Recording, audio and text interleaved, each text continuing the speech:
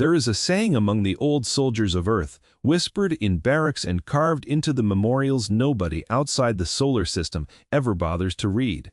It goes like this: the most dangerous person in the room is the one who has already made peace with dying. Warlord Kethrax Vorn had never heard that saying.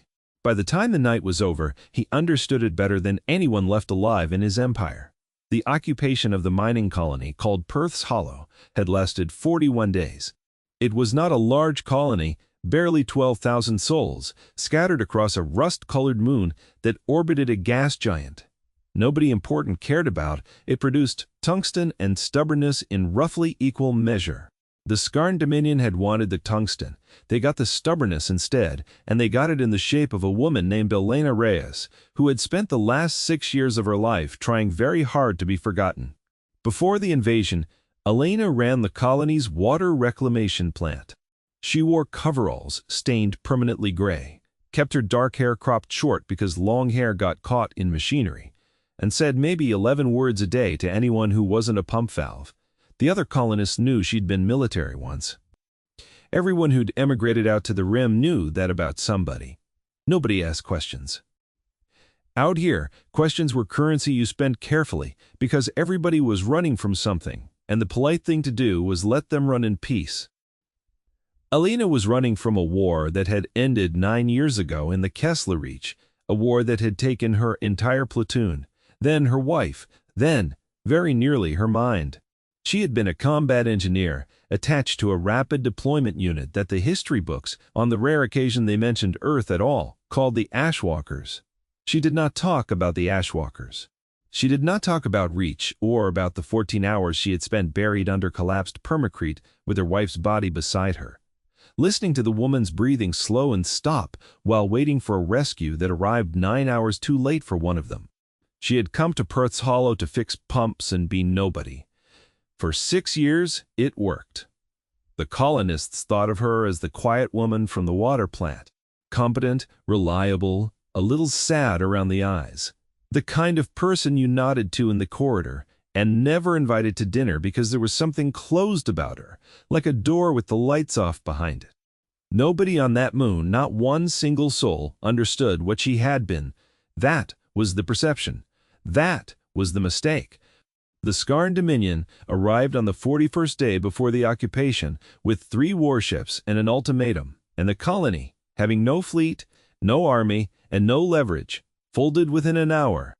Warlord Kethrax Vorn stepped off his command shuttle onto Perth's Hollow soil, wearing armor plated in the trophies of 11 previous conquests, each one a species that had melt rather than face what waited behind his eyes.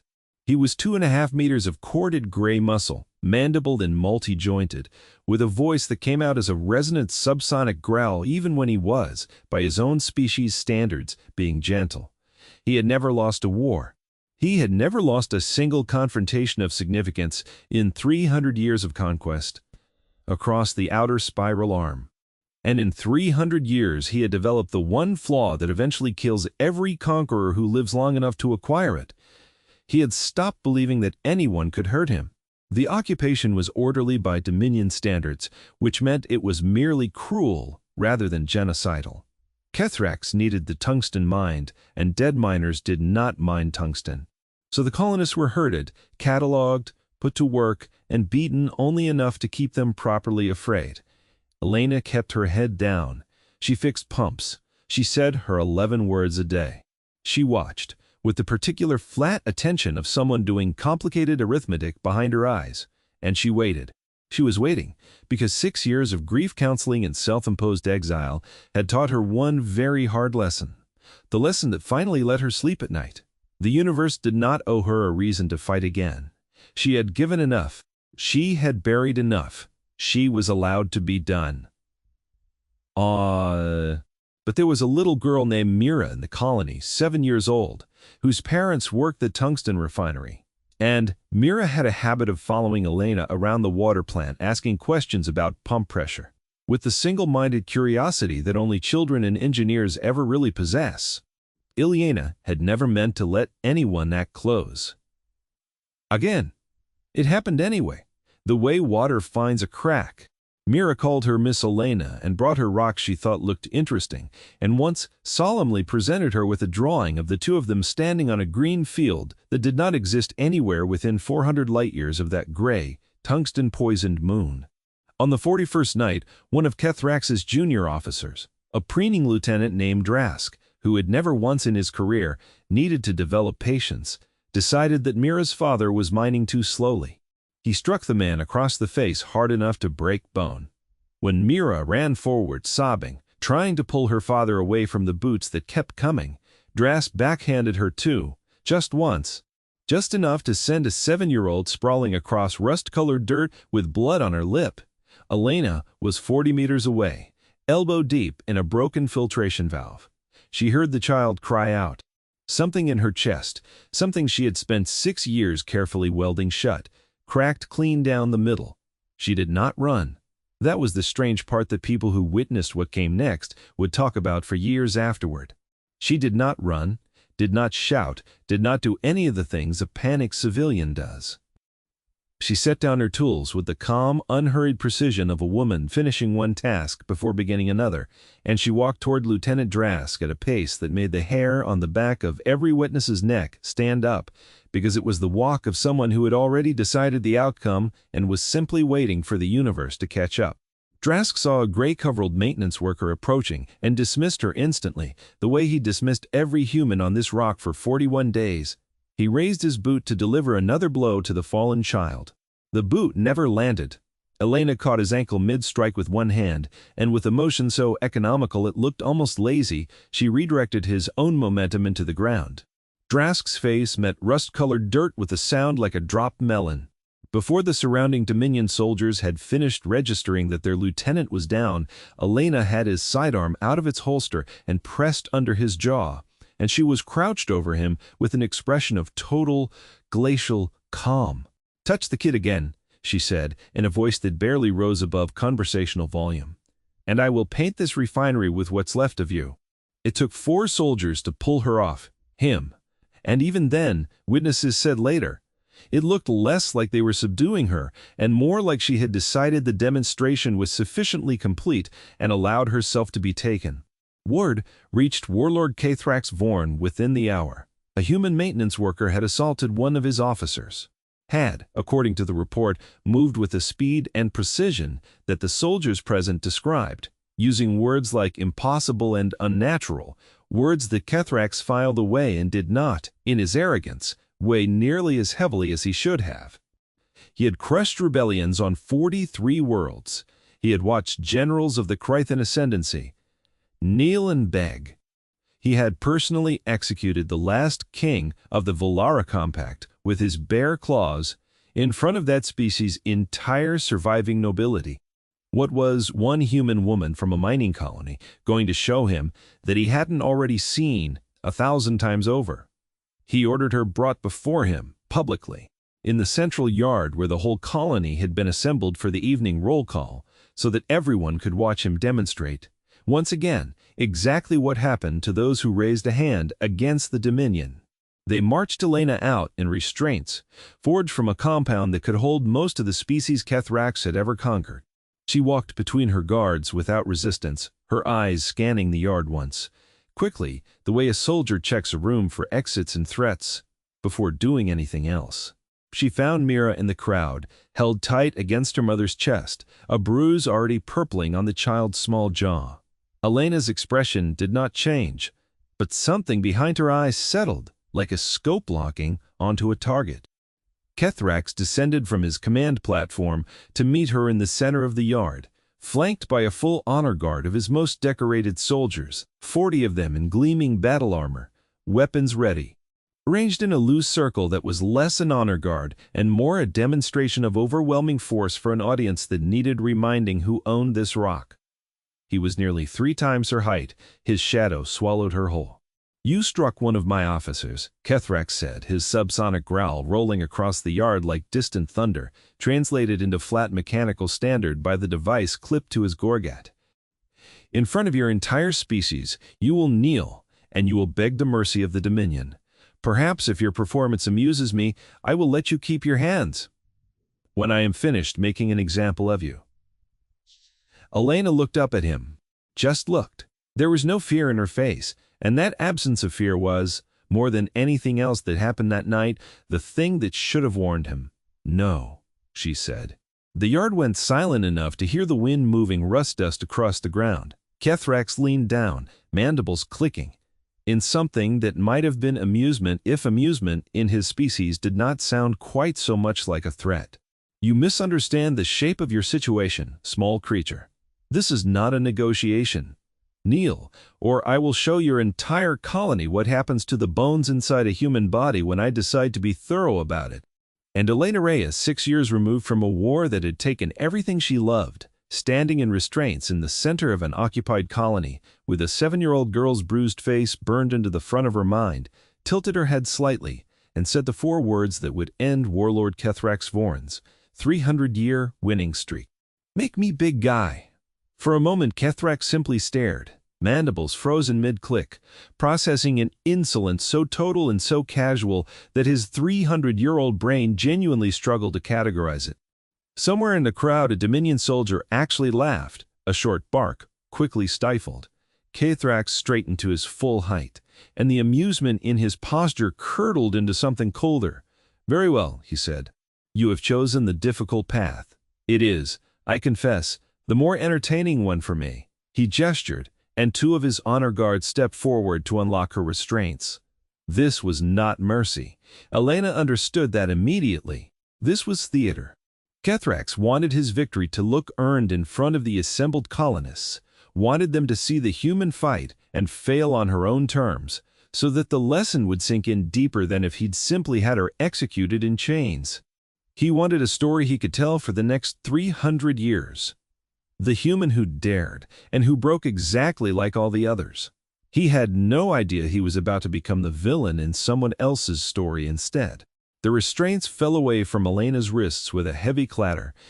She rolled her shoulders once, rotated her neck until it popped, and the crowd of colonists watched with the particular helpless dread of people who had already decided how this was going to end, and were only waiting to see how bad it would be. They had no idea what they were about to witness. Neither, for that matter, did Kethrax. What none of them knew, what nobody on Perth's Hollow had ever had reason to know, was that Elena Reyes had graduated top of her class from Earth's most punishing special operations pipeline, a 9-month gauntlet with an attrition rate north of 90%, designed specifically to produce soldiers who could operate against enemies with superior size, superior technology, and superior numbers. It existed because Earth, when it finally stood up and joined the wider galactic community, had done so as the smallest, weakest, most technologically backward species at the table. Humanity had needed soldiers who could win fights. They had no right to win. The program that produced them had a name that never made it into any official record. The people who survived it called themselves, with a particular dark humor of soldiers who expected to die young, the Ashwalkers. Elena had not just survived the program. She had set records in it that still 9 years later remained unbroken. She had spent 6 years trying to forget that. Standing in that yard, feeling the sun-warm grit under her boots, watching a 7-year-old girl's mother pull her closer in the crowd, Elena discovered that some things live in the muscle long after the mind has tried to bury them. Kethrax drew his blade, a monomolecular edge nearly as long as Elena was tall, forged from an alloy that could shear through starship hull plating. He spun it once in an idle, showy flourish meant for the crowd rather than for combat, and advanced. "I will give you one more chance," he rumbled, almost gently. The way a predator might extend mercy to prey, it found mildly interesting. "Kneel." Elena's answer was to close the distance instead of retreating from it.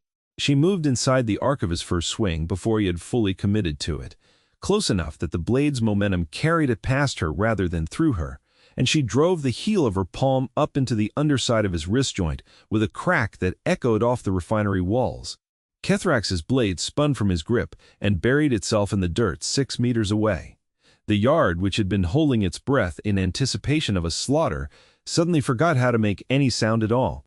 Kethrax roared, more in outrage than pain, and swept one massive arm in a backhand strike that would have caved in the chest of most things he had ever fought. Elena dropped under it, felt the wind of its passage stir her cropped hair, and came up inside his guard again, this time driving 3 rapid strikes into the softer tissue beneath his mandibles, the one place his ceremonial armor had been left open, so his honor guard could see his face during the humiliation he'd planned for her.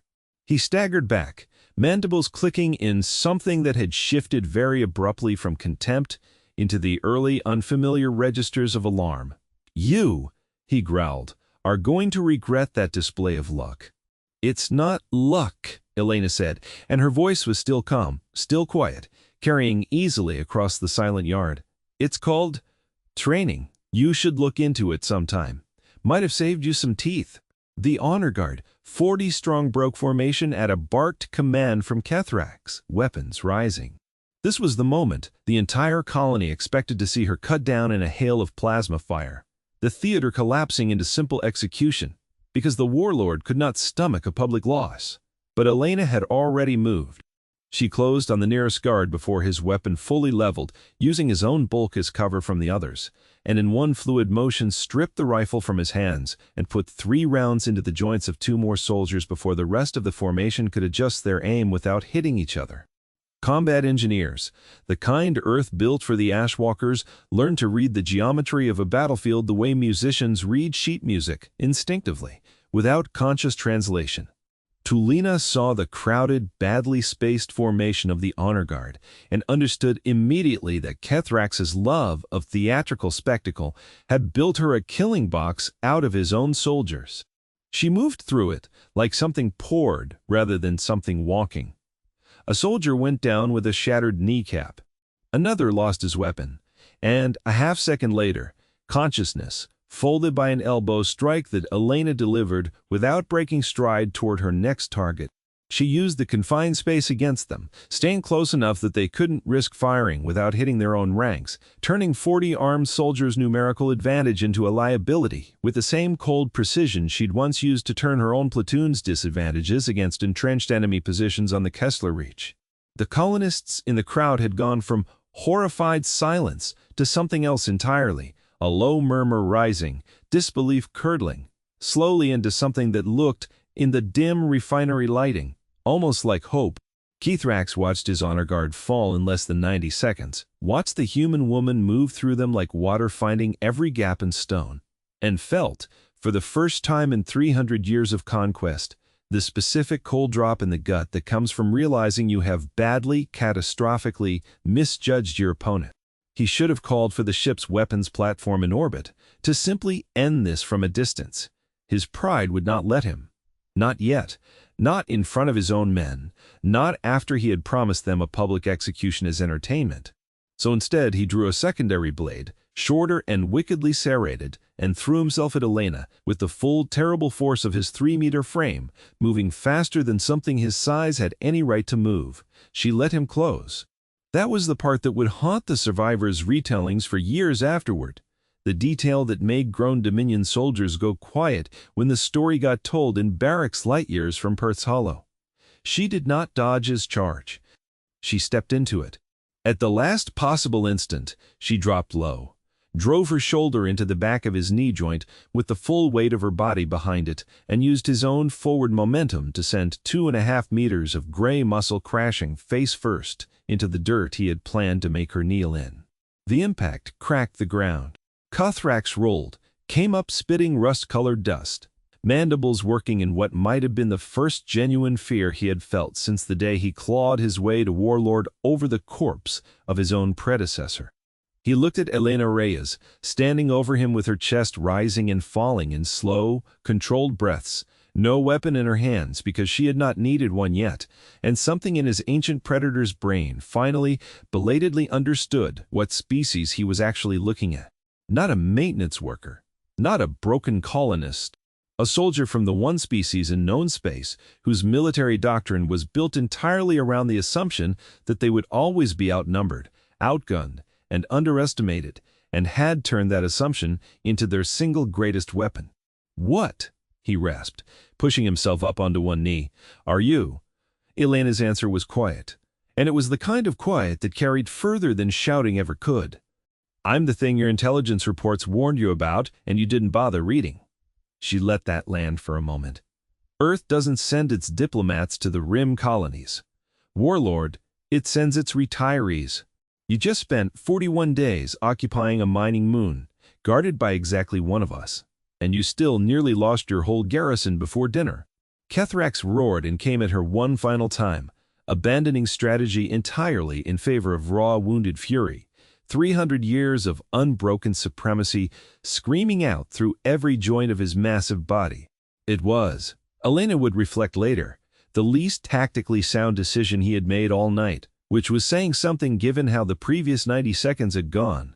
She sidestepped his lunge, caught the wrist of his striking arm, and used the technique that the Ashwalker's hand-to-hand program called the debt collector, a joint lock so brutally efficient that it had been quietly banned from training exercises after the second cadet lost the use of an arm learning it. Kethrax's shoulder dislocated with a sound like a green branch snapping, and his own considerable mass did the rest of the work, driving him down onto his knees, in the dirt in front of the entire assembled colony, in front of his own surviving soldiers, in precisely the posture he had promised to force upon her not 5 minutes earlier. The yard was silent again, but it was a different silence now. It had teeth in it. Elena stood over him, breathing hard but steady, and looked out at the crowd of colonists who had spent 41 days believing themselves powerless, who had watched their neighbors beaten and their children struck, and had swallowed it because there was nothing else to do with fear that large. She found Mira's face again in the crowd. The little girl was staring at her with wide, wet eyes, no longer frightened, but something closer to wonder. "Somebody get the medic for that little girl's father," Elena said, not looking away from Kethrax. "And somebody keep an eye on the ones still breathing over there. Don't kill them unless they make you." Then to Kethrax, in that same terrible, quiet voice. "You said you'd show me what happens to the bones inside a human body when you decide to be thorough. I'd like to return the favor sometime, but I'm told I'm supposed to be the reasonable one here. So here's what's going to happen instead." She crouched, bringing herself to something closer to his eye level. An act of casual dominance that made the surviving soldiers around the yard flinch on his behalf. "You're going to call your ship in orbit. You're going to order full withdrawal. Every soldier, every piece of equipment, off this moon within 6 hours. And you're going to do it, because if you don't, I am going to walk you through, personally, exactly how much worse this can get for you. And I promise you, Warlord, what you've seen so far has been me being polite." But Kethrax, kneeling in the dirt with a dislocated shoulder and 300 years of certainty shattered into pieces around him, made the calculation that every arrogant conqueror eventually makes too late. He weighed his pride against his survival, and for possibly the first time in his life chose survival. "Withdrawal," he ground out. "Full withdrawal." The order went up through his comm relay in a broken, humiliated growl, and within the hour, Dominion shuttles began lifting off from the refinery landing pads, ferrying soldiers back up to the ships in orbit in a retreat so hasty that several of them left personal effects scattered across the yard where Elena had dismantled their honor guard.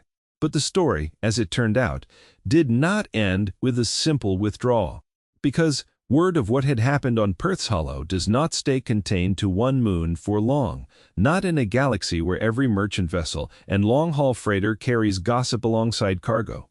Within a week, the story had reached 3 neighboring systems. Within a month, it had reached Earth's own diplomatic corps, who had spent decades carefully cultivating an image of humanity as harmless, technologically modest, not worth the trouble of conquering. That image cracked the moment the story of the water plant technician who broke a warlord's honor guard with her bare hands started circulating through Dominion space as something between folklore and warning. Kethrax Vorn did not survive the political fallout of his defeat. A warlord who loses a public confrontation to an unarmed civilian from a species his empire had classified as negligible does not remain a warlord for long in a system built entirely on strength and fear. Within 3 months he was quietly removed by his own subordinates, the same officers who had watched him kneel in that dirt yard and had never quite been able to look at him the same way again. The Dominion, for its part, issued a revised threat assessment for Earth and its colonies, a document that Elena would later see excerpts of, forwarded to her with a note of grim humor from an old contact still serving in Earth's small but growing defense fleet. The assessment used the phrase disproportionate response capability, no fewer than 11 times.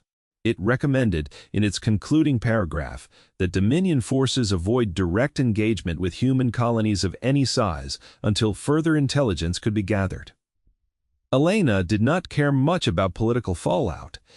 In the immediate aftermath of that night, what she cared about was a little girl with a bruised jaw who would not stop hugging her, and a colony that spent the following weeks looking at her with an expression she found almost harder to bear than fear. They looked at her like she was someone worth knowing. For 6 years, Elena Reyes had structured her entire existence around not being seen. Now the colonists on Perth's Hollow brought her meals she hadn't asked for, stopped by the water plant just to talk, thanked her in the corridors with a warmth that felt at first like standing too close to a fire she'd forgotten how to feel. Mira's parents, once her father's broken ribs had healed, showed up at Elena's small quarters with a home-cooked meal and simply sat with her in near silence for an hour, because there were no words adequate to what they wanted to say, and everybody in that room understood that silence shared was its own kind of gratitude.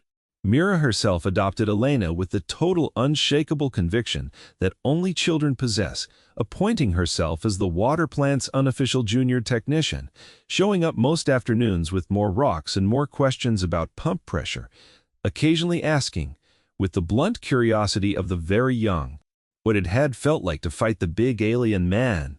Scary, Elena told her honestly. One evening, sitting on an overturned crate outside the plant, while the gas giant hung swollen and orange on the horizon. I hadn't done anything like that in a long time. I thought maybe I'd forgotten how. But you didn't forget, Mira said. No, Elena agreed. I didn't forget. Were you scared while you were doing it? Elena considered the question seriously, because Mira asked serious questions and deserved serious answers. A little. Mostly, I was angry. Somebody hurt somebody. I cared about anger's good for about 90 seconds of a fight like that. After that, you need something steadier to run on. What's steadier than angry? Knowing you're right, Elena said. Knowing exactly why you're standing where you're standing. Mira thought about that for a long moment, swinging her legs off the crate, and then said, with the casual devastation only a 7-year-old can deliver, I'm glad you're not just the pump lady. Elena laughed, a short, surprised sound that felt unfamiliar in her own throat, like a door creaking open on hinges gone stiff with disuse. I liked being the pump lady. You can still be the pump lady, Mira said generously.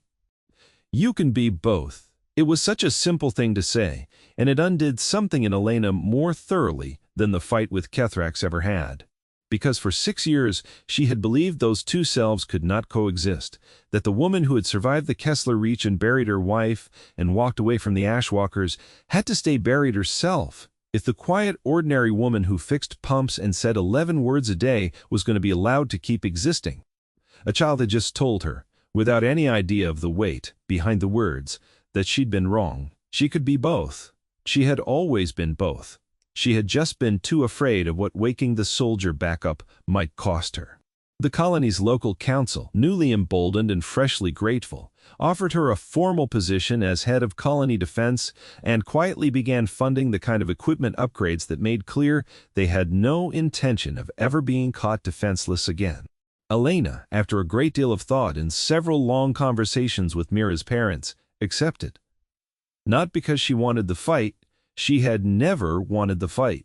She accepted because somewhere in that dirt yard, standing over a kneeling warlord with a 7-year-old's bruised face burning behind her eyes, she had rediscovered the thing the Kessler Reach had nearly killed in her, along with everyone she loved. Purpose. The steady kind, not the 90-second kind, fueled by fury. The kind that lets a person get up in the morning and mean it.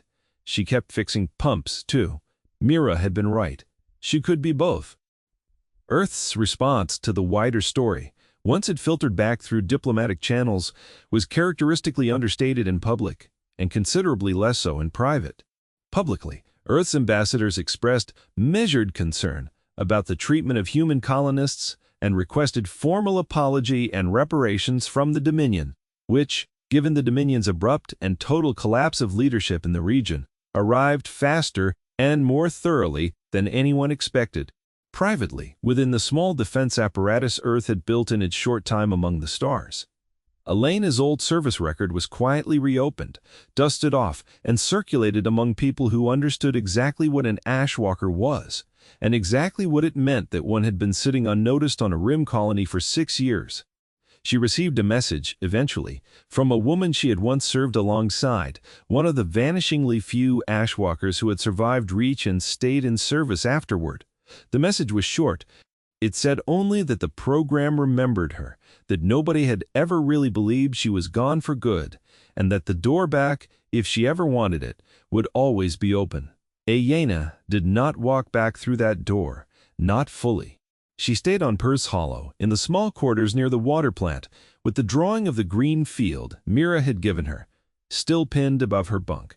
But she did agree to something smaller, an informal arrangement, an open channel, a promise that if trouble of a particular scale ever found its way to that corner of the rim again, she would be the first call made, and the response would not be slow the way rescue had been slow once before, 9 hours too late, under a collapsed ceiling on a battlefield that still visited her in dreams some nights. It was not closure. Grief like hers did not resolve into something so tidy. But it was a kind of peace, hard-won and imperfect, built not on forgetting what she had lost, but on finally allowing herself to be useful again, without believing that usefulness would inevitably cost her everyone she let herself care about. Perth's Hollow proved otherwise. The colony was still there. Mira was still there, showing up most afternoons with rocks and questions. The green field in the drawing was still just a drawing, but Elena had started in a hesitant, unpracticed way to let herself imagine what a version of that field might actually look like, someday, somewhere, with people she'd chosen to let stay close. Word of what happened on that moon spread quietly through the wider dominion and beyond it, becoming, over time, less a piece of news and more a kind of proverb, whispered among alien commanders, drawing up plans anywhere near human territory. It survived, as these things do, in a simplified form, stripped of names and mining moons and dislocated shoulders, boiled down to its essential shape. Never corner a human who has already made peace with dying. You will not enjoy discovering what they've been holding back. Elena heard a version of that saying once, years later, second-hand, from a trader who had no idea he was talking to the woman the story was actually about. She smiled, said nothing, and went back to checking the pressure gauge on pump 4 because it had started running a little hot again, and some problems, thankfully, were still just problems. The small, solvable, ordinary kind that did not require a warlord to kneel in the dirt before they got fixed. That was, in the end, the life she chose to keep. Not the war, not the legend, just the pumps and the rocks Mira kept bringing her, and a green field she was slowly learning to believe in. If you enjoyed watching an arrogant warlord discover exactly why nobody sane picks a fight with a quiet woman who has nothing left to lose, make sure you like this video and subscribe for more stories just like it, where humanity keeps getting underestimated and keeps making the galaxy regret it. Drop a comment and let me know what moment hit hardest for you, whether it was that first strike in the yard or the little girl telling her she could be both. I read everyone. Until next time, keep your eyes on the stars, and remember, the quiet ones are usually the ones you should be worrying about most.